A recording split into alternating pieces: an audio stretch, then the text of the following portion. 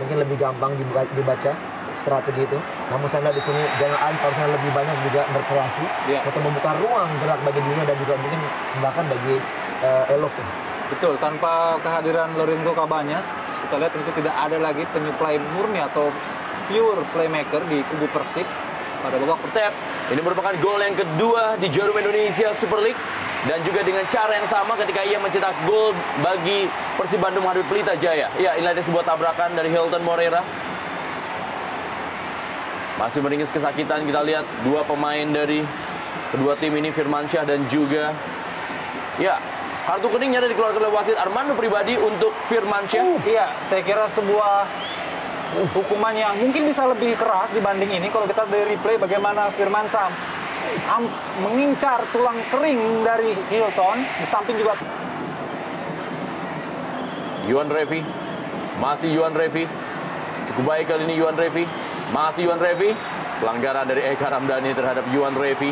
Iya, perlahan-lahan kita lihat anak-anak di atas sudah mulai berani memasuki, mendekati daerah kotak penalti daripada Persib Bandung, dan kita di sini peluang pertama sangat baik gerakan dari Revi, walaupun sedikit satu perubahan yang baru saja dimainkan Atep, tapi dia mampu melakukannya dengan cukup baik. Apabila dia keluar menyerang, ada pemain lain yang menutup posisi atau tempat yang ditinggalkannya.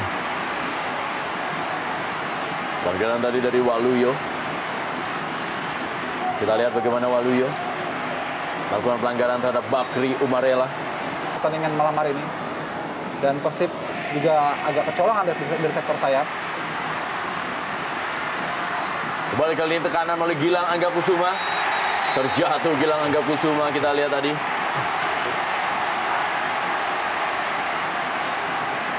Ya, kartu merah tampaknya akan diberikan kepada Firmansyah yang mendapatkan kartu kuning keduanya di malam hari ini. Dan Delta Sidoarjo harus bermain dengan 10 pemain menghadapi Persib Bandung di Stadion Sijala Harupat Soreang, Kabupaten Bandung. Iya, memang tidak ada pilihan bagi seorang Firmansyah. Kita lihat memang tadi gerakan dari Gilang Angga memang sudah melewati dirinya. Dan kita lihat Firmansyah tidak begitu berhati-hati sehingga akhirnya wasit mengganjar kartu merah. Ya, di sini kita lihat jelas sekali bagaimana tackling dari Firmansyah.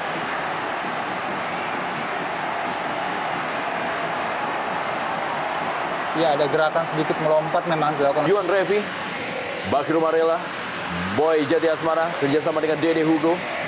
Inilah dia Dede Hugo dan juga kembali Bakri Umarela. Ya, pelanggaran terjadi. Bagaimana kita lihat, inilah dia Bakri Umarela, pemain yang paling sering dijatuhkan oleh para pemain dari Persib Bandung. Dan hampir selalu Haryono lah orang di depan Persib Bandung, karena sekali saja mendapatkan kesempatan, maka kesempatan mencetak gol bagi Persib akan sangat terbuka. Dan kita lihat Haryono dan Boy Jati tampak agak emosional, antara saling mantan ini, Bung. Boy Jati mantan pemain Persib dan Haryono mantan pemain Deltras. Ya, kita lihat kali ini Nova Arianto pun juga tampak emosi. Dan dia Boy Jati Asmara. Ya, sebuah tindakan yang tidak perlu, karena ini juga akan bisa memancing emosi para penonton. Kita lihat, iya, ada tindakan yang sengaja memang dari Boy Jati. Masih Yuan Revi, kita lihat berikan kepada Boy Jati Asmara.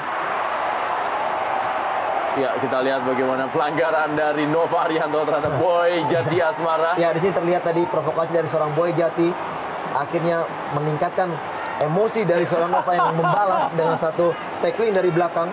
Memang keputusan sangat tepat dari wasit, karena kita tadi Nova melakukan tackling yang cukup keras dari belakang. Ya, memang diperlukan kedewasaan dari para pemain.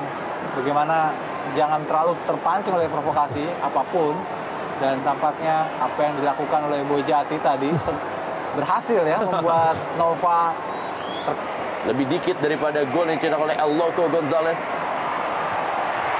Kembali kali ini adalah El Loco Gonzalez. Masih El Loco Gonzalez. Apakah wasit? Ya, penalti diberikan oleh wasit Armando Pribadi dan menjadikan kesempatan bagi Persib Bandung ataupun juga El Loco Gonzalez untuk menambah pundi-pundi golnya. Ya, inilah merupakan kesempatan bagi El Loco. Apakah memang akan El Loco kembali melakukan eksekusi? Tampaknya memang semuanya direncanakan untuk seorang El Loco mencetak gol sebanyak mungkin, dan kali ini ya sendiri yang mengakhirkannya melalui sebuah pelanggaran. yang kita tidak lihat apakah ini telak atau tidak. Yang jelas wasit telah membuat keputusan agak sedikit melompat memang Eloko untuk menghindari terjangan dari Mukti. Berada di bench. Ya, tidak offside. Boy Jati Asmara. Ya, tampak kita lihat adalah sebuah pelanggaran tadi dilakukan oleh... Oh, ternyata telah offside dilakukan oleh Boy Jati Asmara. Iya, apabila ini pelanggaran yang diberikan kepada Boy Jati, oh ternyata pada Tema Mursadat. Kita belum lihat keputusan pelanggaran untuk Boy Jati Asmara ataupun juga kepada Tema Mursadat. Iya, agak sedikit menganehkan, mengherankan. Oh, ternyata buat Tema Mursadat.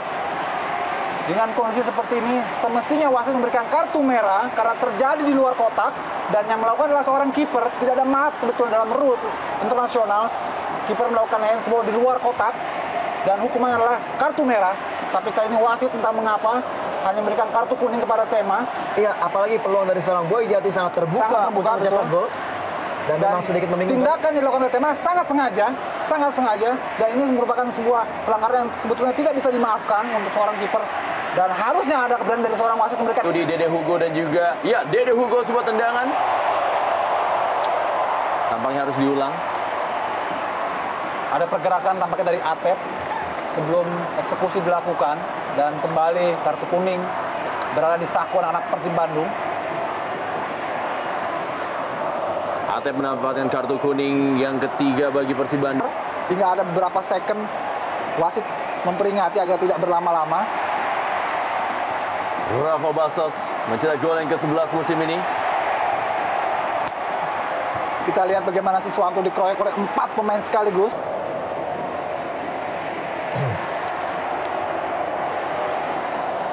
Purwaka Yudi, pelanggaran terjadi. Wildansyah tadi melakukan pelanggaran terhadap Boy Jati Asmara. Ya, kembali sebuah set piece yang kedua di babak kedua ini yang menghadap gawang. Siswanto.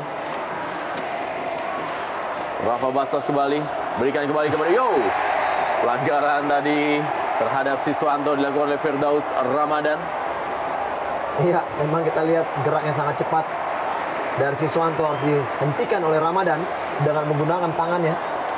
Kita lihat kerjasama yang cukup baik antara Bastos dan juga Siswanto.